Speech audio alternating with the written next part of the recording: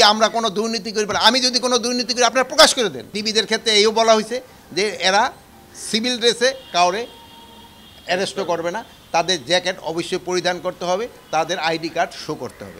তা আপনার আইনের বাইরে তারা কোনো কাজ করে, আমি বলছি যে আইনের বাইরে যদি আমিও কোনো আদেশ করি তারা যেন করে না।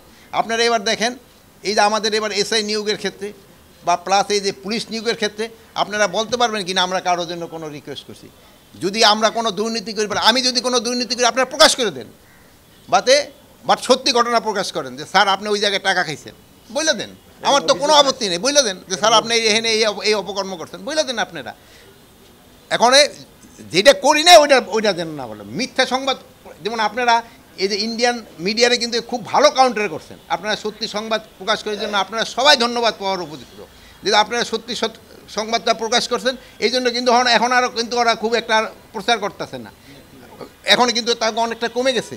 এরকমভাবে আপনারা সত্যি সংবাদ অবশ্যই প্রকাশ করবেন, এবং আপনারা যদি সত্যি সংবাদ প্রকাশ করে দেন ওই ক্ষেত্রে আমাদের কিন্তু অ্যাকশন নিতে সুবিধা হয়, যে এটা সত্যি ঘটনা আপনারা প্রকাশ করেন। যদি আমি দুর্নীতি করি আপনি প্রকাশ করে দেন।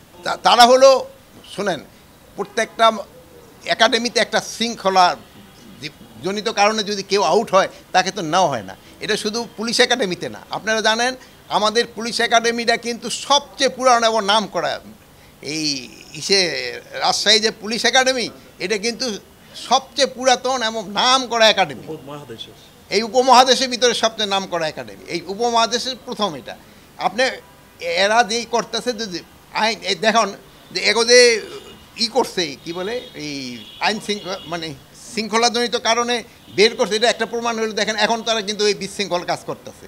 এরা যদি শৃঙ্খল হইতো তো তারা তো প্রপারভাবে একটা অ্যাপ্লিকেশন করতে পারতো আইজি সাহেবের কাছে, স্যার আমার তো এটা ঠিক হয় নাই।